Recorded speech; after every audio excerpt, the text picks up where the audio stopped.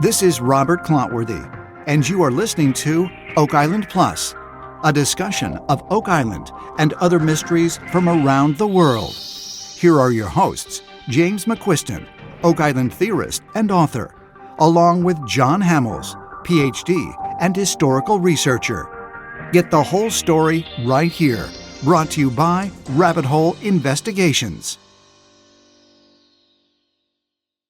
I'm Doc Hamels, right along with always Jim McQuiston, and we're happy to be here today. Episode 29. Holy mackerel. Who'd have known?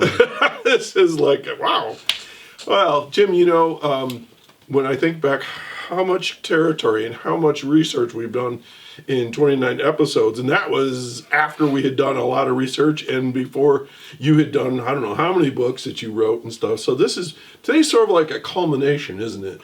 Yeah, the season's starting, the Curse of Oak Island season's starting, and so we just thought we'd put one more bid in for what our basic timeline and theory is. Mm-hmm. We know that for a fact that the center of the swamp, for instance, generated dates of 1620 and 1630, which is our valley right there.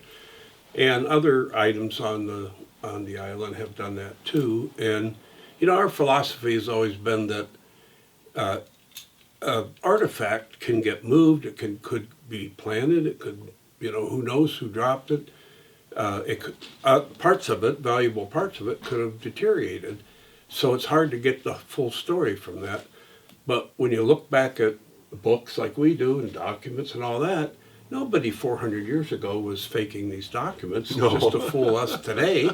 And if you get, say you get 5 books that say one thing and one that says the other, mm-hmm. It's likely what the 5 books say. Right. And that's kind of how we work. And we know the story is bigger than Oak Island. Right. And we've been saying it right along. Right. So what we just want to do today is, I guess you might use the word rehash, but we want to reinforce. That's a better word. Reinforce what our theory is. Okay. And so before we get started, Jim, I want to thank almost 300 new followers on Facebook, and I encourage you to, for those that are watching this, if you haven't hit the subscribe button on our YouTube channel, we'd love for you to do that. Also, if you're on Facebook with us, please drop us a little comment. Tell us where you are, what you're interested in, why you came over to our page, and so forth. And I know this seems hard to believe, and Randy, our cameraman, sitting here right now, we have followers that watch our stuff on 6 continents now. I'm in shock. Everyone except Antarctica. I'm holding out for Antarctica. And supposedly, our shows are translated into, 8 different languages. From what I've been told, yeah. I've never seen one in a different language. I'm having enough trouble with this language. And also, I think too, Jim, that, there are so many theories out there in so many directions. And I think we've come to the point to say, this is where we're at. And we've said this right along. This is our section right here. And all the other possibilities could fit. We just don't know. But we're solid where we are, and we hope that the other folks that are studying dates after us or before us, somehow maybe they can link in someday. But right now, we know our work is solid, right? Yeah. And that's all we can say. So for those of you that are still working on your theories, keep going, and hopefully someday it'll all come together.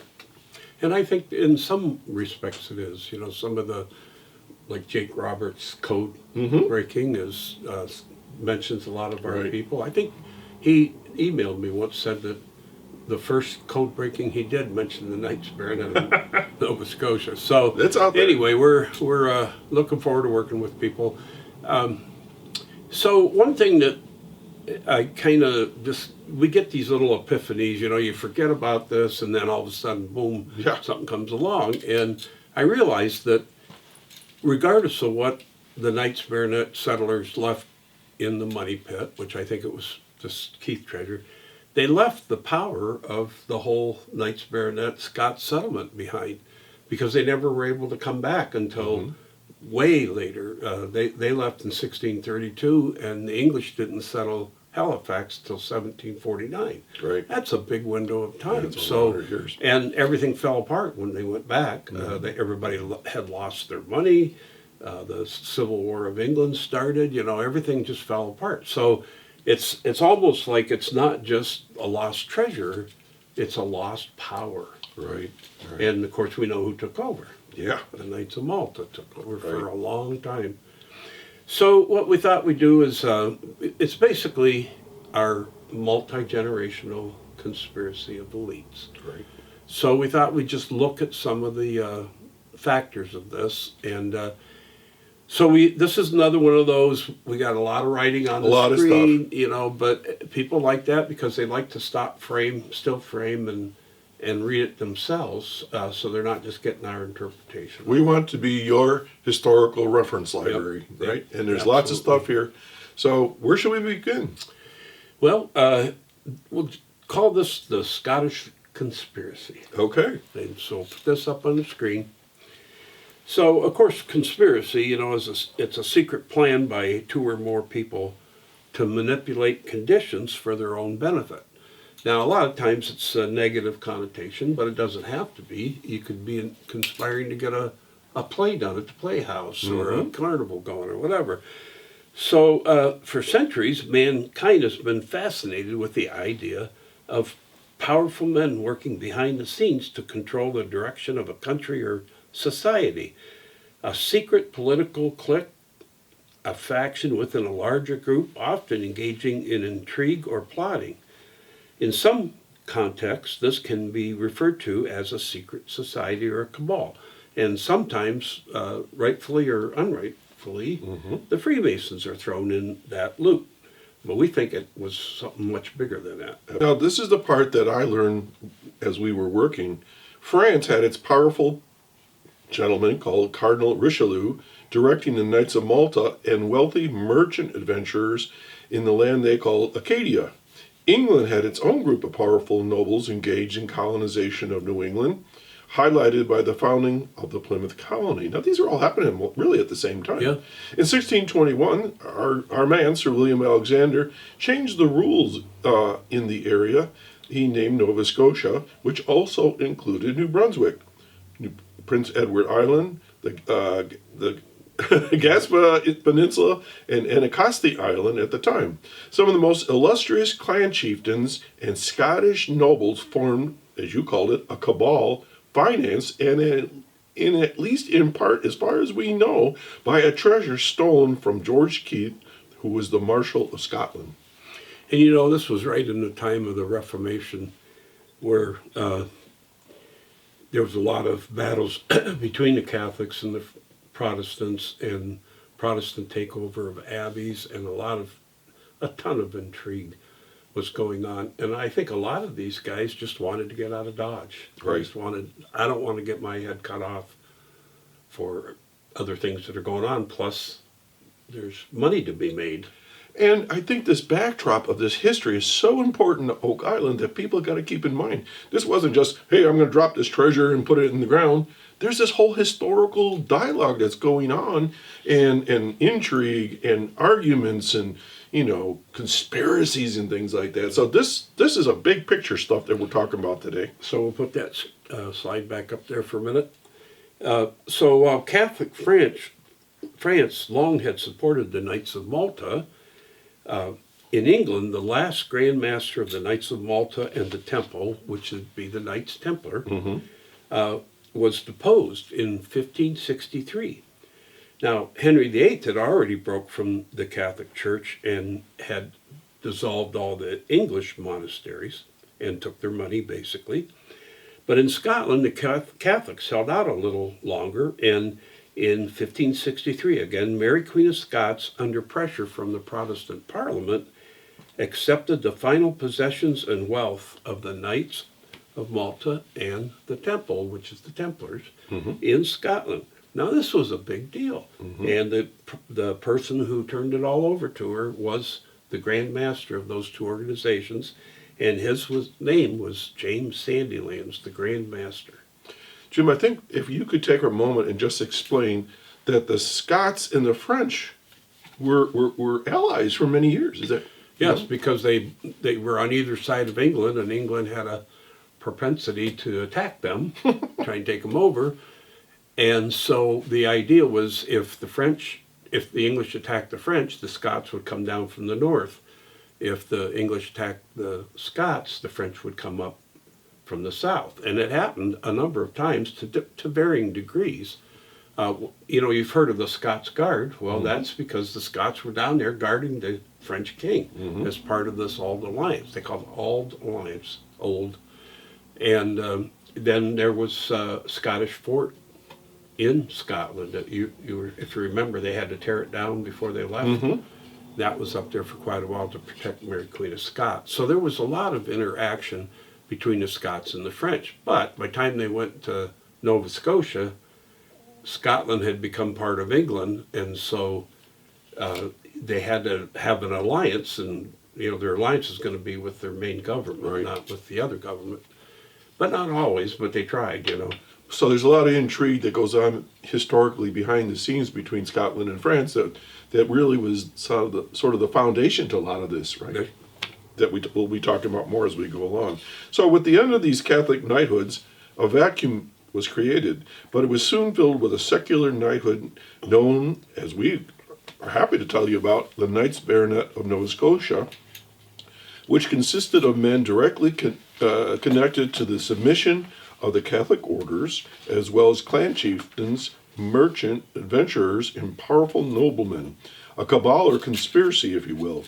Out of this knighthood sprang Freemasonry, and we've talked about this considerably, thus connecting the ancient order of the Knights Templar to Freemasonry in a very real way through a multi-generational conspiracy of elites. So Jim, we could go back to many of our episodes and folks can look at it and they can see where a lot of these connections were made that we've talked about between the Templars and the Freemasons, the Stonemasons, Mary Queen of Scots, and on and on and on, right? Yeah. Okay. Multi-generational. So where are we headed? Well, speaking of multi-generational, this next slide that we're going to put up, this is so cool because here you have, on the left, you have Sir William Alexander. That's our main guy, proprietor of Nova Scotia. We weren't the first. Court Lindahl talked about him. Mark Finnan, one of the earliest Oak Island historians, talked about him. Steve Sora talked about him. So we're coming in on the heels of those people, but nobody has taken it to this extreme. But he was born on Templar land, grew up in a castle that was built on Templar land, and he was a descendant of Robert de Bruce. And there's a lot of story in the background that Bruce was a Templar, or at least supported a Templar. And he fought with the Templars, from what I understand. Yeah. Well, Sir William had a lot of kids. I think he had 9 kids, but one of them he named after himself, William Alexander Jr. He married the daughter of William Douglas. Now, this is the William Douglas that was a co-conspirator with Al Strachan to steal the Keith treasure. And we said that treasure is worth billions of dollars today. Billions of dollars, yeah. So now you've joined those two families. You've joined, Strachan's already his business partner, but now his son marries the daughter of one of the other co-conspirators. And William Jr. was given the position to lead the Knights Baronet settlers in Nova Scotia. But beyond all that, he became the world's first known Freemason on, I think it was July 3rd, 1634. Yeah. That's the oldest record, or minute, as they call it. That's the oldest minute left in the whole entire world, if you go searching. And William had a daughter, Catherine. Well, here's the cool part. On the other hand, we mentioned James Sandilands just a few minutes ago. He was Lord Torphichen, they called it. He was the last Grand Master and representative of the Knights of Malta and the Templars in Scotland as of 1563. Well, he passed the title down to Walter Sandilands, who became a Knight Baronet of Nova Scotia. He joined in with William Alexander's group, and he had land over on Anticosti Island, which we found by a lot of research. We found where every knight, where their land, we don't know the exact GPS of it, we know where every one of them lived, and that was part of the Nova Scotia grant. Well, on April 28th, 1657, Catherine Alexander married Walter Sandilands. So now you have every group. You have the Templars, the Knights of Malta, the Knights of Breda of Nova Scotia, Freemasonry, and you even have the Keith stolen treasure represented through William Douglas. Now, there's no theory out there that No. has connections of people like this. It's just amazing. And you know that we've covered like the word conspiracy and multi-generational. This certainly is an example of it. There's many examples of it. But next we go to The French, who the elite are. the English, the Scottish elites. So how about I kick off the French? How's that? Okay. All right. So the French Cardinal Richelieu involved many people in the colonization of Acadia. And here's the most significant. Oh boy, I shall let you do this section. Aymar de Chaste, I'm making it up. commander of the Knights of Malta. Chaste was ambassador to England and would be the first known Knight of Malta to be associated with Nova Scotia, then called Acadia by the French. Then we have Samuel de Champlain, who was a cartographer or mapmaker and an explorer. Then we got William Douglas, or Douglas, Scottish Knight of Malta and ship's captain pilot. The strait between Cape Breton and the mainland was once known as the Passage Douglas or Douglas by Champlain to honor William Douglas, a forefather of Franklin and Eleanor Roosevelt. And we have a whole show on the Roosevelt connection. Then, 1632, Isaac de Razilli, Knight of Malta, was the governor of Acadia, and he was given the task of telling the Scots who were in Nova Scotia, out you go. And then Nicholas Denys, he was Razilli's lieutenant and historian, took over once Razilli passed away. So these are all, I mean, there's many, many other people, but these are critical people. Champlain explored all up and down the Maritimes and even inland to Lake Champlain. Right. Denys wrote a tremendous book. There's a whole museum full of his stuff. Yep. And he's one of our main supporters of the fact that Mahone Bay was what they called Mirligesh, Right. and that's where the He beaver. was- He he wrote was specifically, they brought the in beaver and out of the down. area there. So did a German, and so did the English. We Right. did a show on that. We did that. It was a big money maker at the I think time. for our viewers too, just to know this, if you were to go to Nova Scotia, there is a monument to William Alexander Sr., and there is a monument to Isaac de Razilli. And I'm still amazed that those names hadn't been brought up until pretty recently on the Curse of Oak Island. Yeah. And so once again, history tells more of the story. So where are we going, Jim? Let's go over to English. I'll talk a little bit about the English here. Slide back up. Okay. So, this all had to do with the Plymouth colony. It was originally called the Plymouth Company, and it was a company of merchants and adventurers. And the first person to sign the petition for it was Sir Francis Bacon. We hear about him all the time, Right. associated with Oak Island. The third to sign it was Sir Thomas Howard, that we have found so much about this guy that he was the mover and the shaker of all time, even more so than William He Alexander. was like the money man, the way I looked at him. Yeah. He had lots of connections. He's like a socialite in his day. He'd been the top law officer in England. Yep. Just so many things that he had done. And then there were 7 other nobles, English nobles, that signed that document. And that was in 1620, even before the Mayflower got there. Then, if you look at William Alexander's 1624 map of Nova Scotia, which is such a cool map because of all those early maps, it's the only one that has people's names on it. Mm-hmm. And it was published in 24, and it was published again in 1630. So we know that the names are real. I mean, they're not fake. They're real people. You know, nobody faked them And today. historically, we have located them all. Yeah. So just to talk about a few of them, again, you got Thomas Howard. He had the land closest to Nova Scotia. If you look at that map, everybody was below Thomas Howard as far as where their land fell. Another guy right near him was Robert Mansell. Well, he was the brother-in-law of Francis Bacon. What's he doing in the neighborhood? Then you got Sir William Herbert. Oh, yeah. Well, he was a past Grand Master of Masons, but Shakespeare had dedicated his first folio of poems to William and his brother Philip. So now you got not only Francis Bacon, but you got William Shakespeare, all these things associated with Oak Island.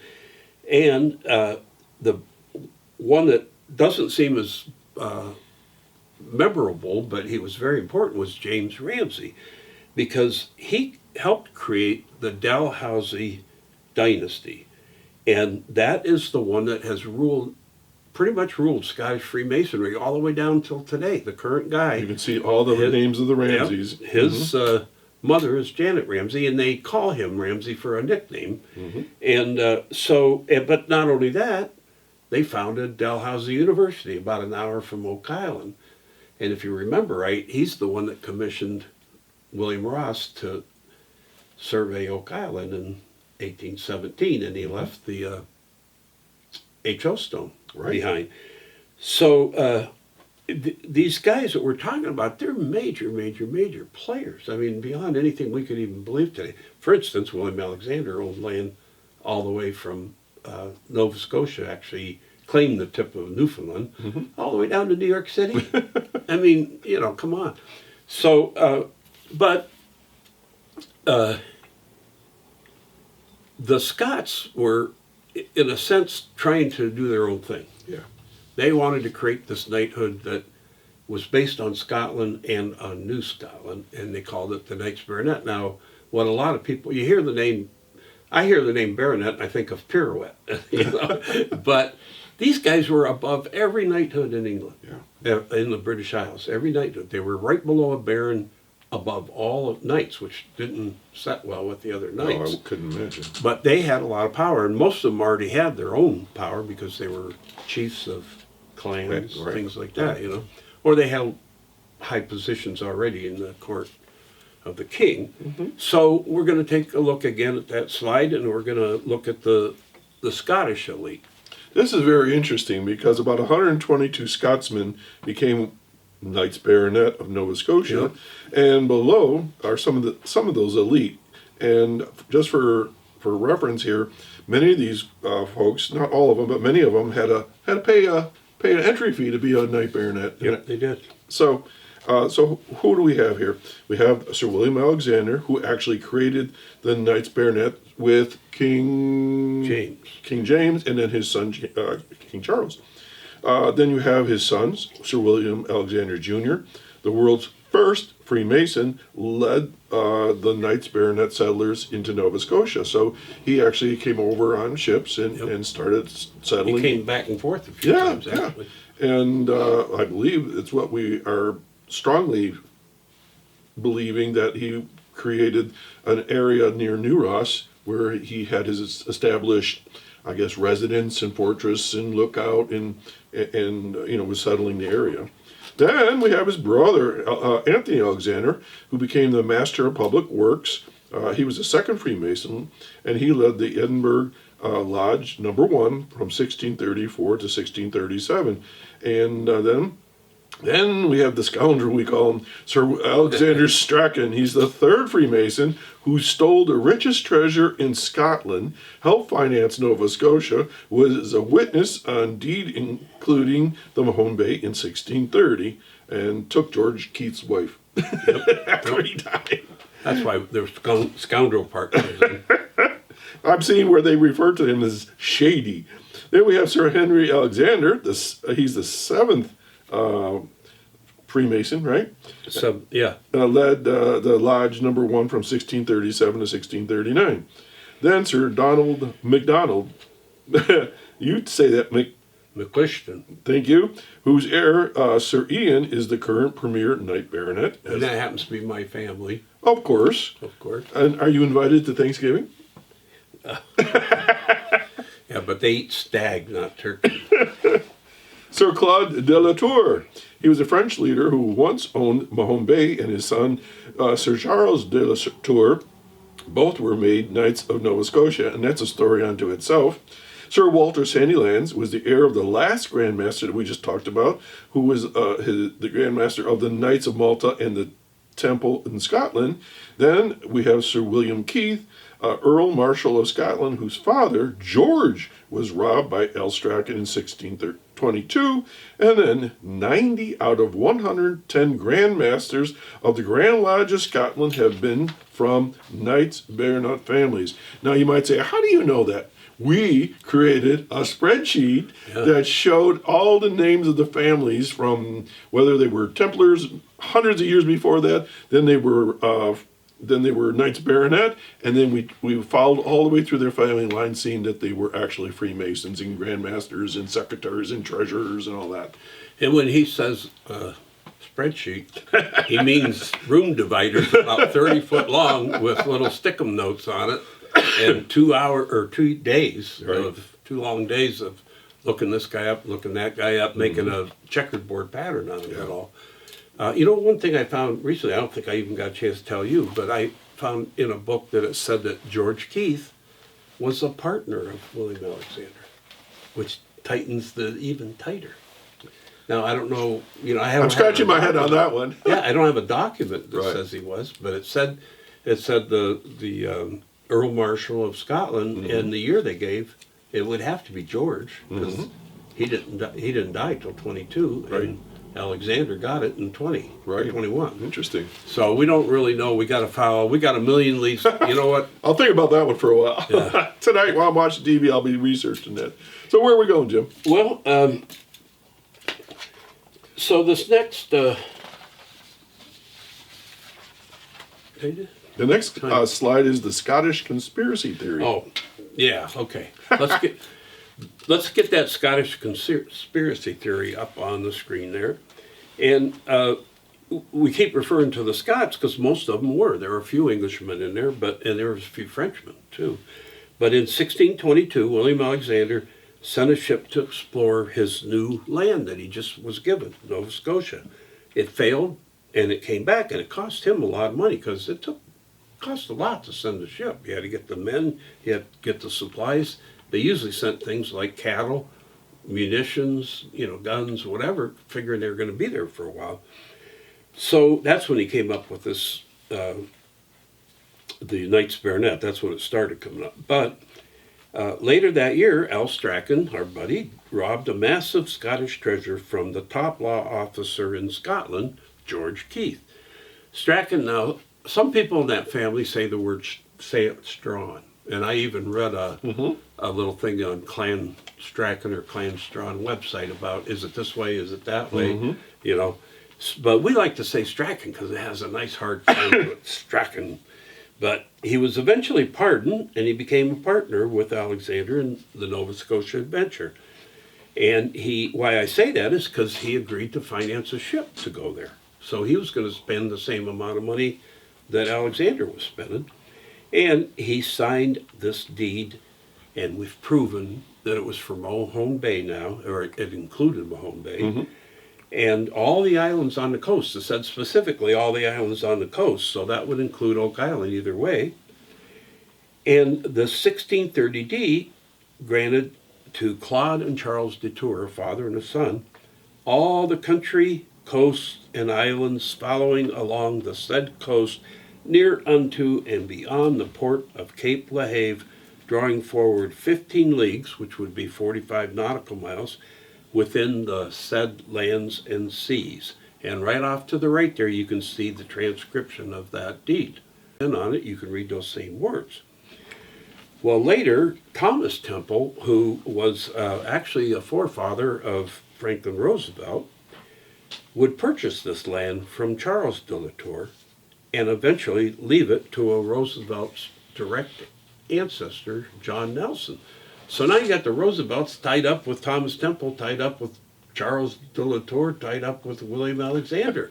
For those of you who are watching, And the Douglases. Throw the Douglases in there. go back a couple episodes, and we have a whole show just on the Roosevelts, and it's fascinating to see how we have American president and his wife, also Eleanor. She had her own connection to Oak Island as well. We got photos and everything. It's really, really interesting.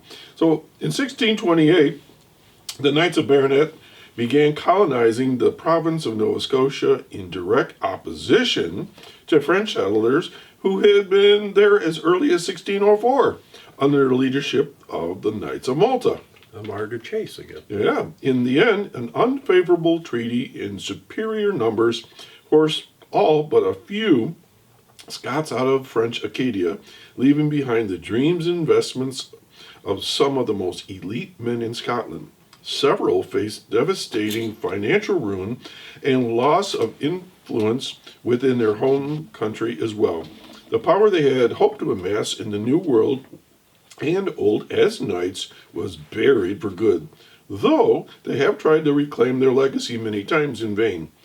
Jim's distant cousin, Sir Ian Douglas MacDonald, go ahead. McCushton. Thank you, is the current premier Knight Baronet of Nova Scotia. And you know, I've actually emailed with him a few times. I didn't get any real. It was more family back and forth. It was less about the story because I wasn't involved with the story at the time yet. But I had that in the back of my brain when I made my first overture to the Oak Island team in 2016, in November 2016. So there was so much more to this, and we're trying to zoom through it today for you, but we have to capture it all, or there's no sense doing it. You know, so the Scottish attempt was led by the Knights Baronet, of course, and the highest-ranking knighthood in Great Britain. And the effort was nothing less than a multi-generational conspiracy of elites, which we've been hammering on that for how long, bent on likewise driving the French out of their land. In that year, 1621, the granting of Nova Scotia to William Alexander led to the forming of the Knights Baronet in May of 1625. That's when the first three men were initiated, and honest to God, they were Al Strachan, he was third, William Douglas, the man who was robbed, well, his dad was robbed, was the second, and the first was Robert Gordon, who we found out is married into the Keith family and all these families right and left. And so just 2 years later, Cardinal Richelieu created almost exactly the same organization in France called the Company of 100 Associates. And it was a mirror image. The price they paid, the grant that they got, the rights that they got. So he just copied what Alexander did, and he sent them over to Nova Scotia to chase Alexander's men out. Right, and you know, we did a show with Leon Briggs. We called it the ghost people of Nova Scotia, and the Scots that stayed behind married into the Mi'kmaq and the other indigenous groups in the area. So the Scots' roots were there. You just couldn't see them because they kind of fled into the forest, right? Yeah, and then the French did the same thing.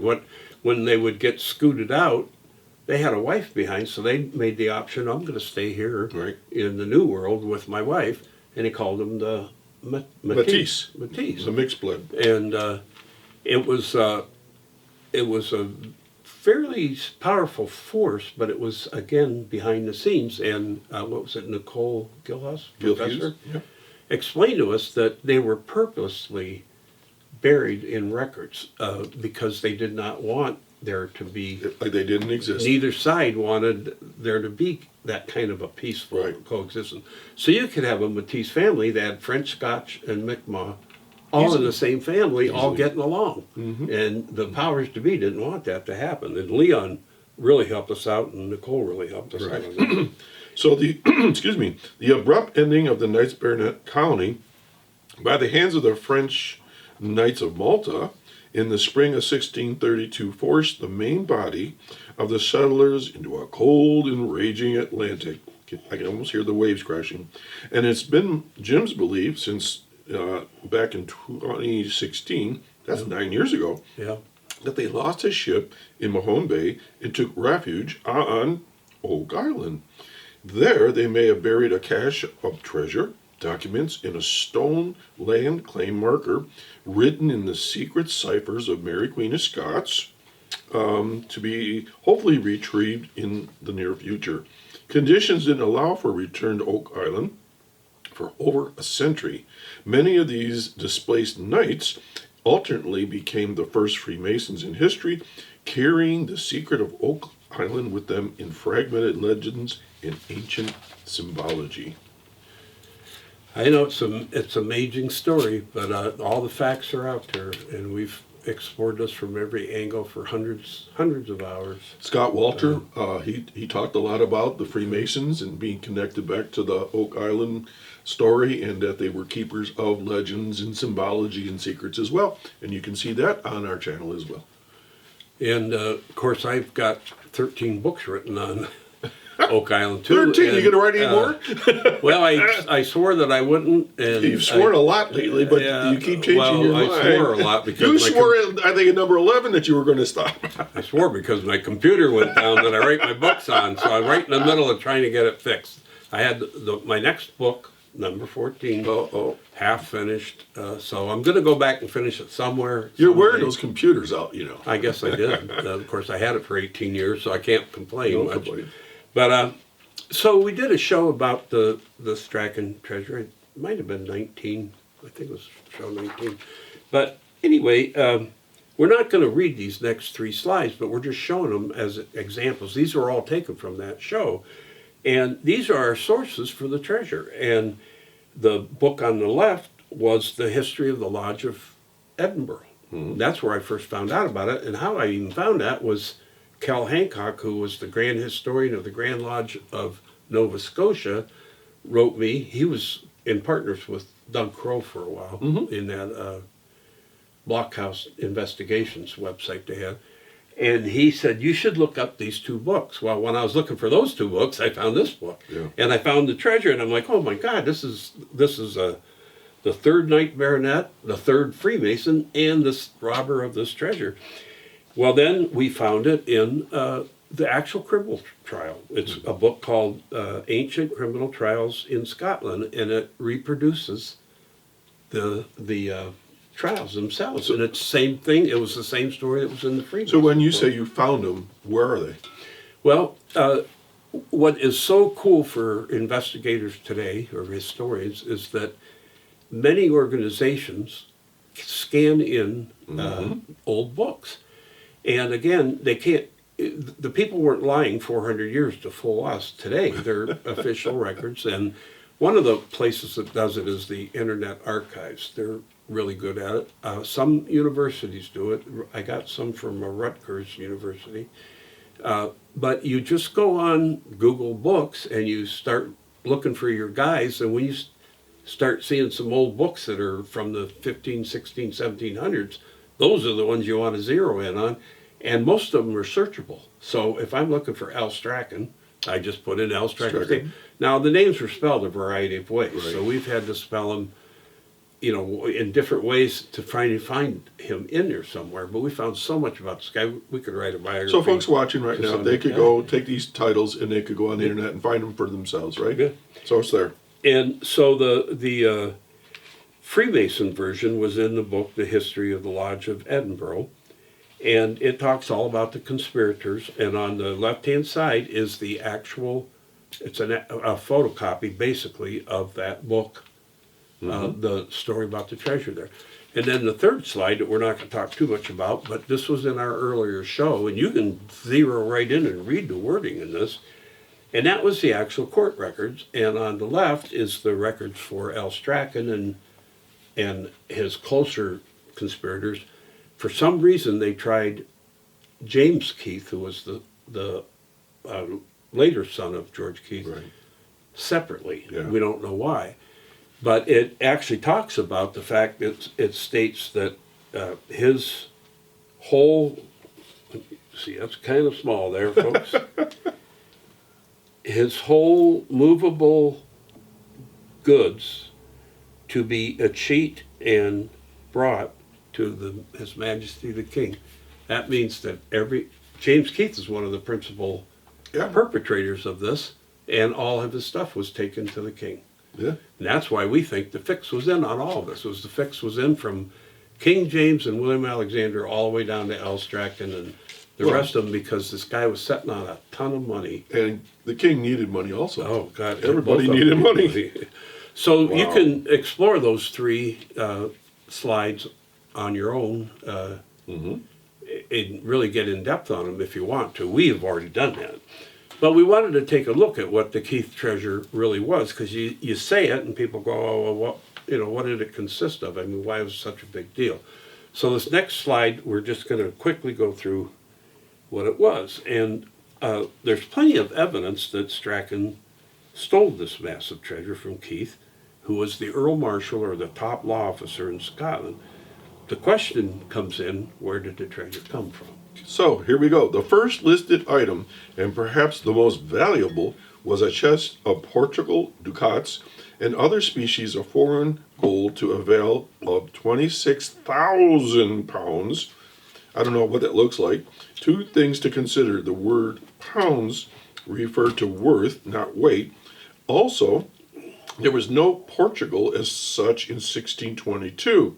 The Portuguese king died in the Battle of 1578, and Spain took over Portugal in 1640 when it petitioned to be its own nation once again. And that pretty much means that the entire time of William Alexander's life, there was no Portugal. Mm-hmm.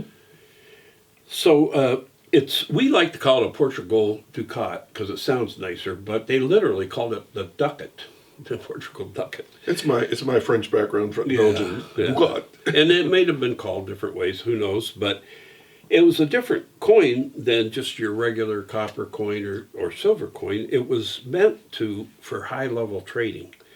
And it was always of gold, and it was worth 10 ducats of actual value.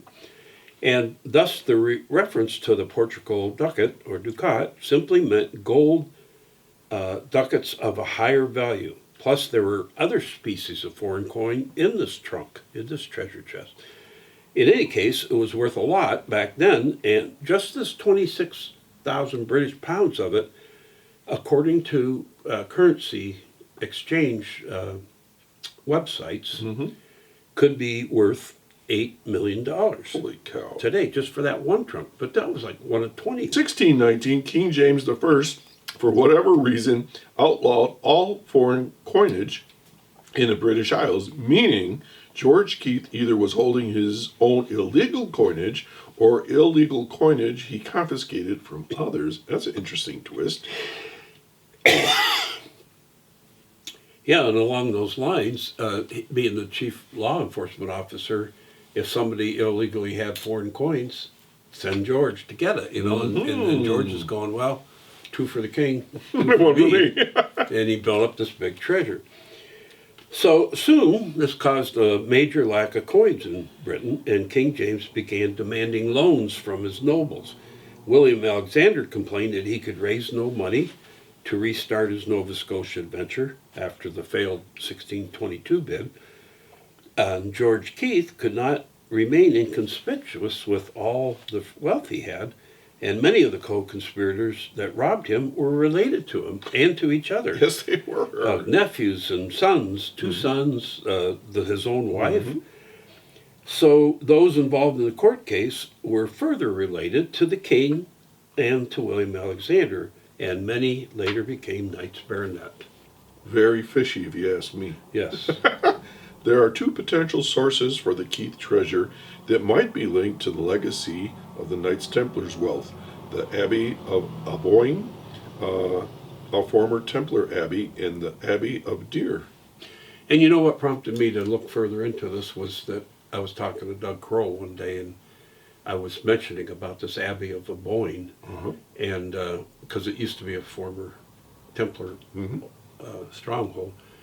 And he said, are you going to work this summer on trying to find out if any Templar treasure came from the Abbey of Aboyne to George Keith? So I said, well, that's on the ticket somewhere. So here's our analysis. So the curse of Deer Abbey, I know it sounds funny, Deer Abbey, but there was an abbey named Deer associated with the Cistercian monks, who themselves were closely allied with the Knights Templar. In fact, some people think that their rules came out of the Cistercian monks. So after the dissolution of the Catholic abbeys, George Keith was installed as the commentator of the abbey, which completely controlled the finances and the wealth. Holy cow. And the abbey had a curse placed on it right from its very beginning. In 1219, Deer Abbey was founded at a place called Deer, again, which had previously been an old Celtic monastery and which, according to tradition, was first founded by St. Columba, perhaps the most famous of the ancient Celtic monks, because St. Patrick was actually English, but St. Columba was an Irishman who went over to Scotland. And it is said that Columbus put a curse on the land of the abbey, saying, "Whosoever shall come against it, let him not be of many years or victorious." Well, when George Keith accepted the lordship of the lands of the abbey, his first wife had a terrible dream, as described by Patrick Gordon in a book called A Short Abridgment of Britain's Distemper from the Years of God, 1639 to 1649. So he's writing right about our time period. And he writes, This was a fearful presage of the fatal punishment which did hang over the head of that noble family by a terrible vision to Margaret Keith, first wife of George Keith, after the sacrilegious annexing of the Abbey of Deer to the House of Marshall, which we think not unworthy the remembrance, were it but to advise other noblemen thereby to be aware of meddling with the rents of the church, for in that first foundation thereof they were given out with a curse pronounced in their character, end quote, "Cursed be those that taketh this away from the holy use whereunto it is now dedicated." and they sure had a way of writing back then. Yeah. And this Patrick Gordon ended this story with another warning, and I translated it into more modern English because it was kind of weird, I'd have to say. But And it said, "Meddle not with holy things, for when you do, a power controlling your destiny, I read, in some shape, shall follow you." Ooh. so in the end, George Keith lost his fortune, his second younger wife, the loyalty of his sons William and James, some of his nephews too, and ultimately his life, because he died just a couple months after this robbery. So, as they like to say on Ancient Aliens, you have to wonder if this place had such a big curse on it for 700 or 800 years, and if that treasure was part of the treasure buried on Oak Island. The other thing they say on Oak Island is, could it be? Could it be? So we are fascinated by this ducat or ducat coin, and so I went searching. And by the way, Doc's a numisticist. Easy for you to say. I do a little coin collecting. Yeah, he's so humble. But anyway, so I found some images, and you got to remember that the dates on these, albeit the date that's on them, Portugal was owned by Spain at the time. So these could be called Spanish Yeah. ducats, just as it was basically from 1580 to 1640, and Alexander died in 1640. So there That's was right. essentially no Portugal during that time period that they're talking about. You know, let me jump in for a second, too. You know, when we're watching The Curse of Oak Island, many times they'll say, well, look, we found this coin from this country or that coin from that country. The coinage that was being used was all over the place because there was no universal euro, there was no U.S. dollar, and they would use the silver, the gold from all these different mines from all around the world, really, because they were traders, right? Yeah. So when you hear Portuguese money, it doesn't necessarily mean that Portuguese were there, or if it was, I don't know, South American, doesn't necessarily mean people were from South America, but that somebody had been there, traded, and had the coins with them, perhaps. And when we show you these ducats, they look a lot like what you might call a Spanish coin. And guess what? Anthony Grace was rumored to have spent Spanish gold for his supplies and stuff on the mainland. Now, he's the gentleman that had the land at one point where they were digging around a couple seasons ago and found that little thing in the ground. He sold the Nolan Cross lots to John Strachan. So now we got another connection. So let's put these coins up because they're pretty neat to look at. And they have a standard cross. That's probably the Knights of Christ from Portugal or Spain. But it's called the Golden Portuguese, and it was high-valued 16th century coin. In fact, the most valuable coin in Europe. It weighed 35 grams and was worth 10 ducats. This sample was minted in 1570. Now, this was minted before Portugal blended with Spain. But Alexander Strachan, 3rd Knight Baronet as of 1625, 3rd Freemason as of 1634, and witness to the Mahone Bay Charter as of 1630, stole 26,000 pounds of this along with other species of gold.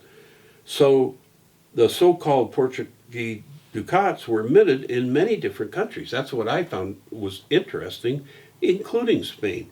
So it was like a coin that was universal in the Western world at the time.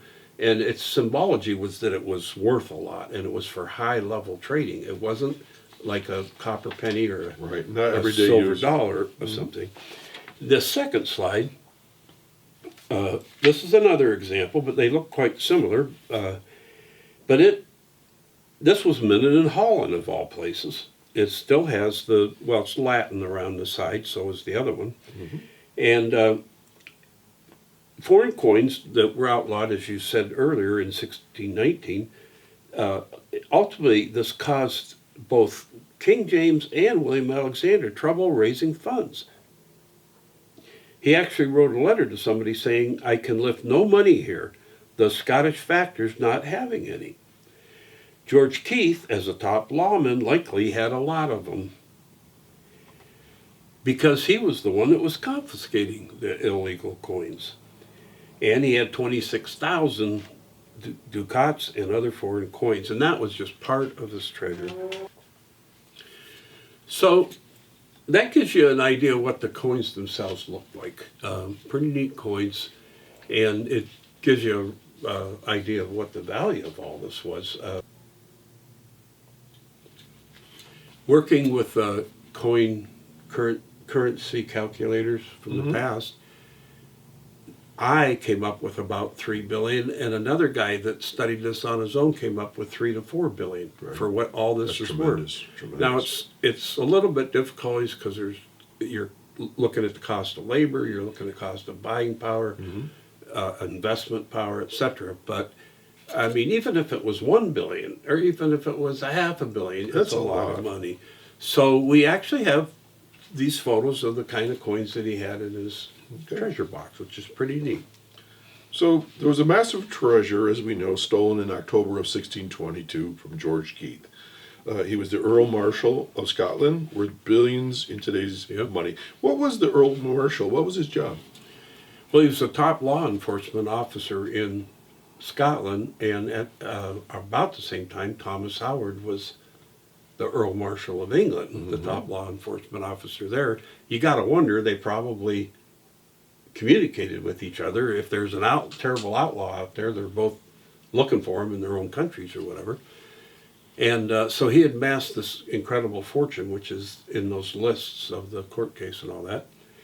And so this slide here shows we have the principal thieves first. Now you have Al Strachan, who we've mentioned. He stole the treasure and the wife. His own wife was also indicted for this. One son, James Keith, was indicted.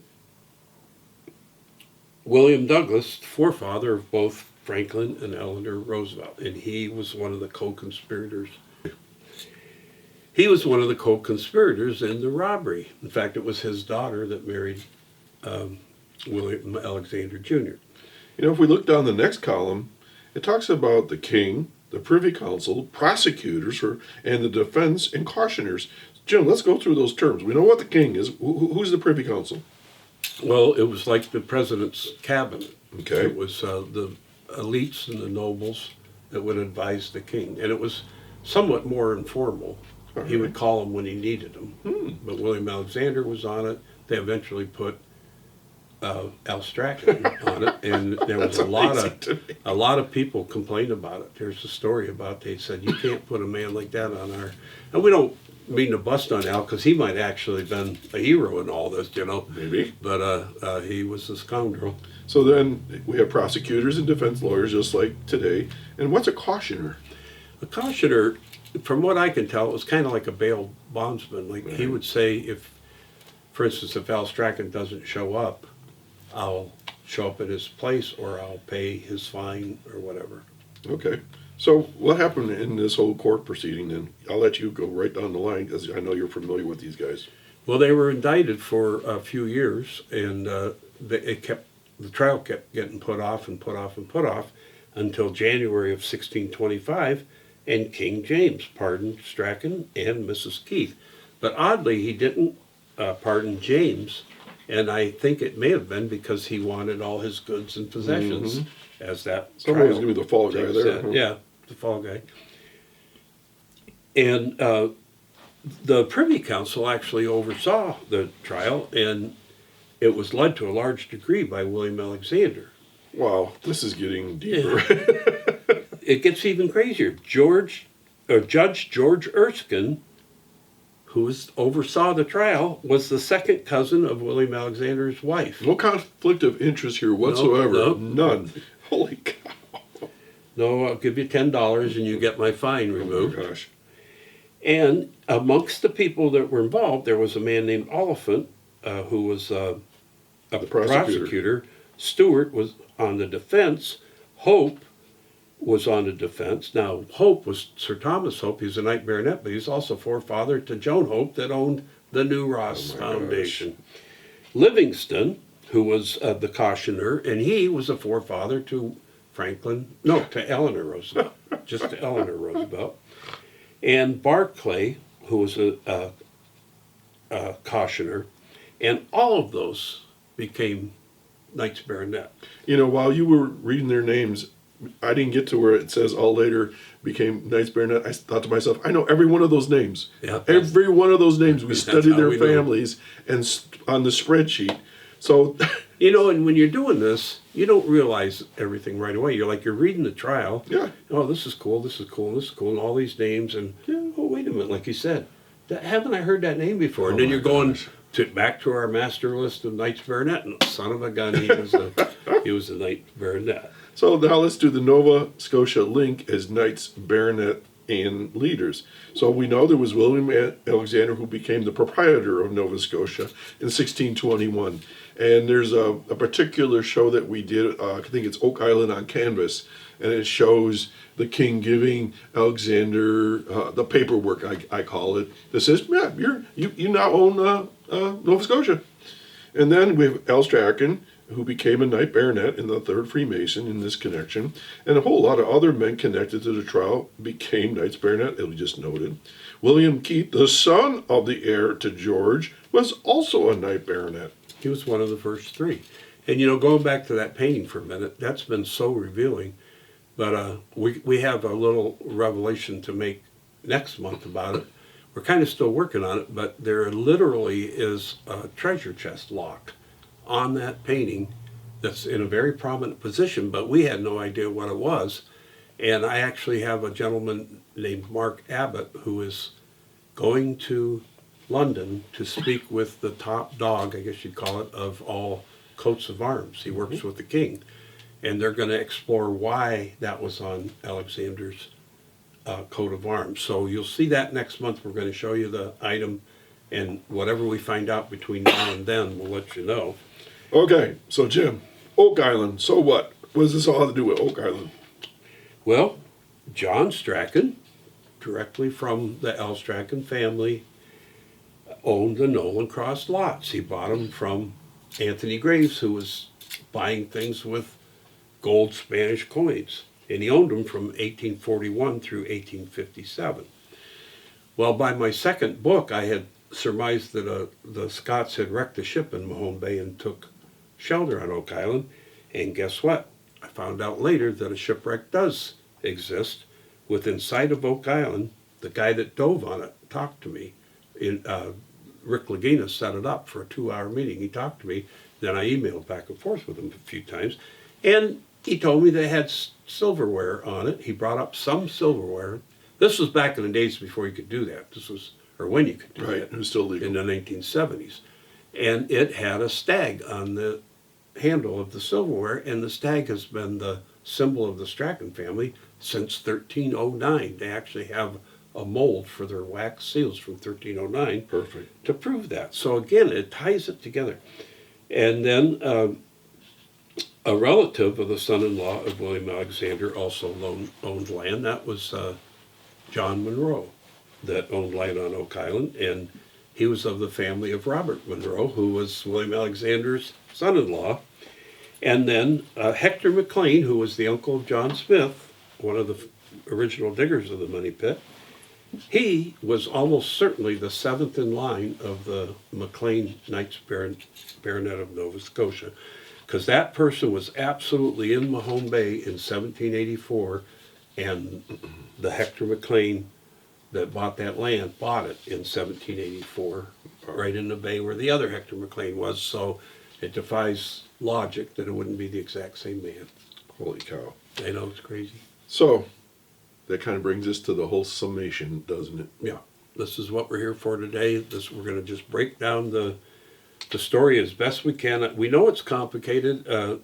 History's complicated. It just is. And look at the complexity of digging on Oak Island. You know, folks, Jim and I were watching one of the episodes of The Curse of Oak Island, and we heard Rick Lagina say the following: a multi-generational conspiracy of elites. Yeah. And we were going like, we said that long before him. So we know that people are watching our episodes, and they're borrowing our ideas because they know it's correct.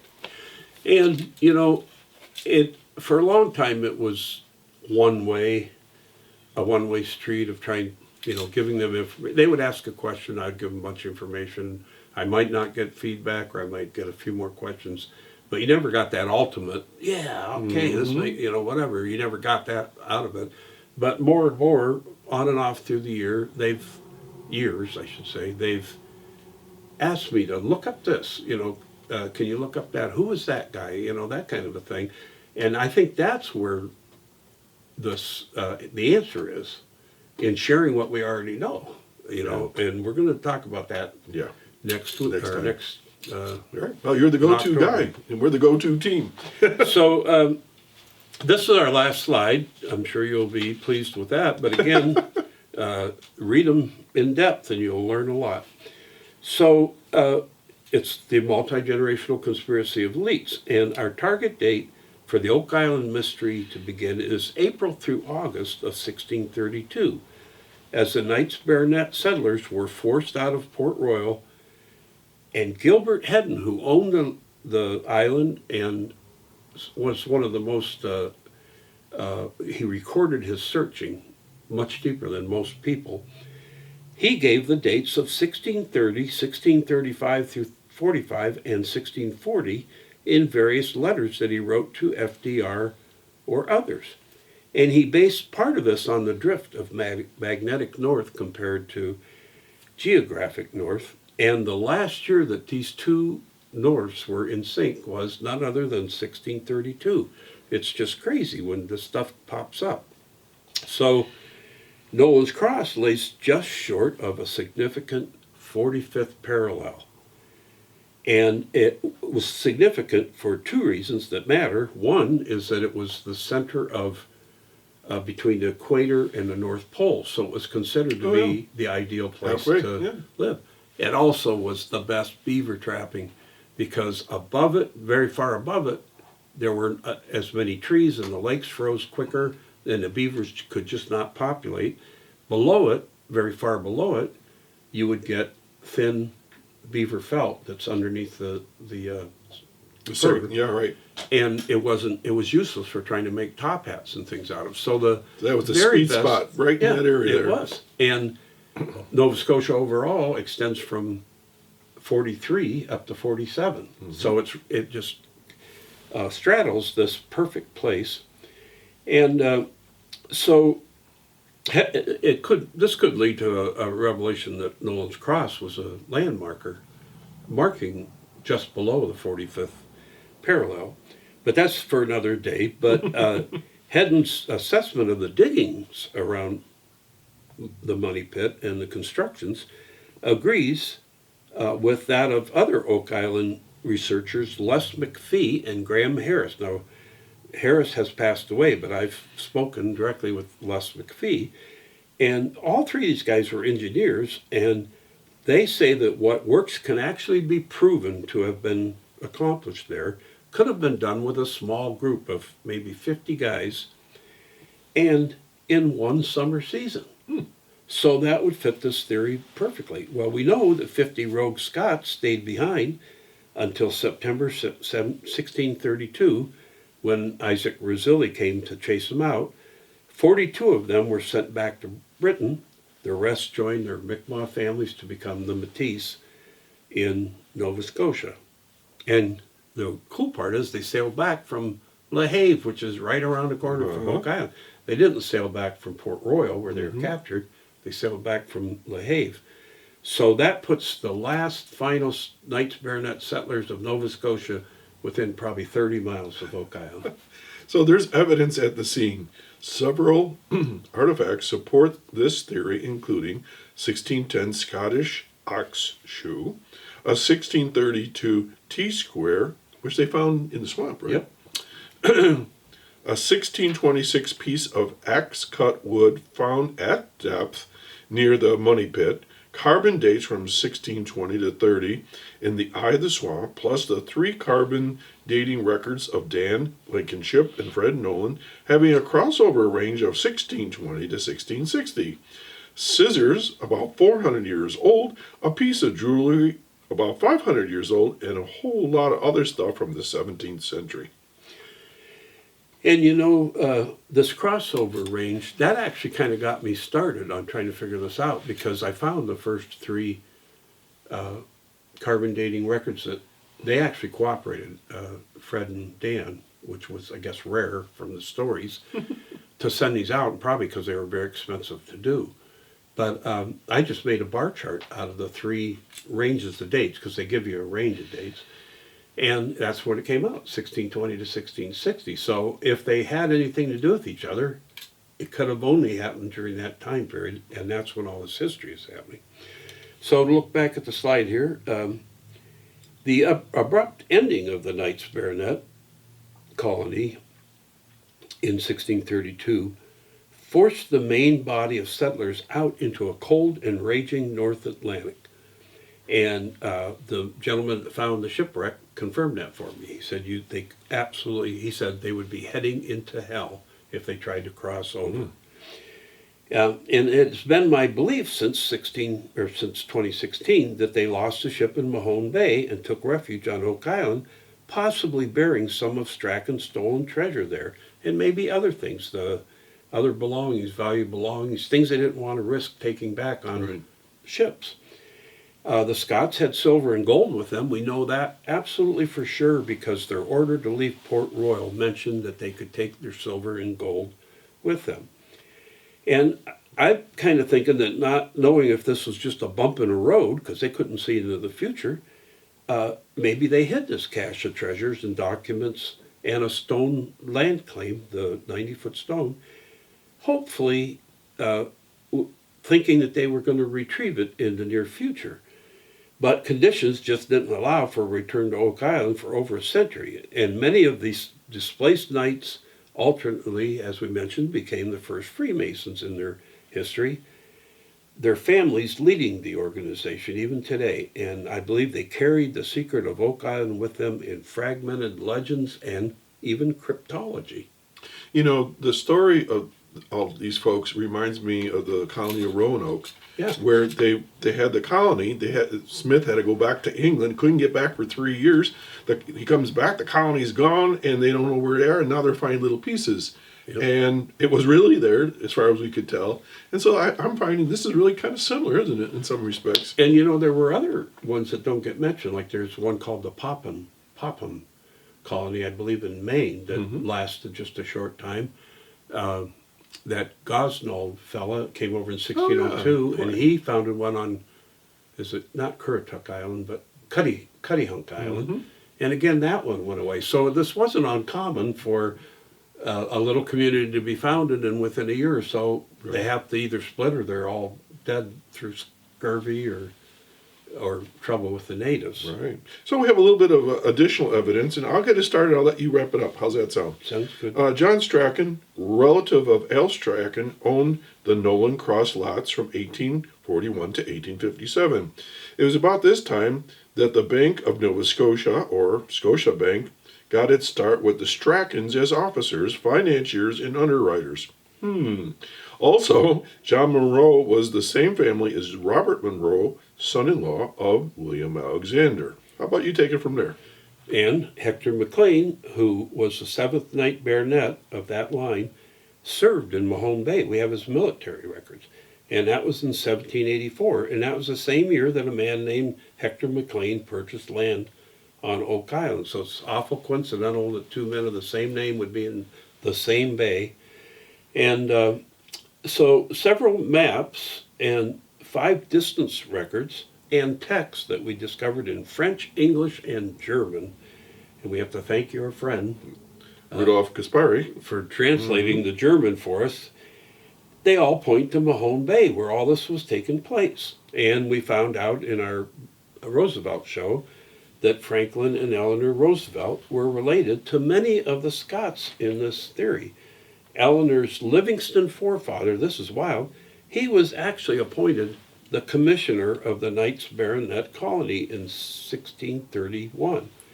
And Franklin's forefather, Knight Baronet Thomas Temple, owned Mahone Bay, which he left to FDR's direct relative, John Nelson.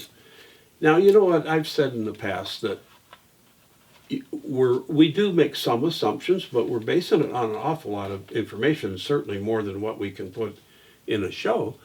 But I challenge anybody to take the same documents and the same information and come up with a different story. Right. There is no different story because everything follows the line. This person related to this person who's crying poor, all of a sudden has a bunch of money. It's just, it's... Gets pardoned by the king. Yeah, gets pardoned by the king. So it's been a long journey to even get to this point, and it is a little, as we always say, it's a little complex. Read our pages here, but it's going to have to be that way to sort out what really happened. And so that's kind of our story. We've told it before, but we tried to get it more precise today. I hope we did a good job on it. And we thank you for joining us. And as things pop up, we will continue to bring it forward through Oak Island Plus. So I guess I'm Doc Hamels, and I'm going to sign off for another episode. And thanks for joining us. And Jim McQuiston, thanks for being here.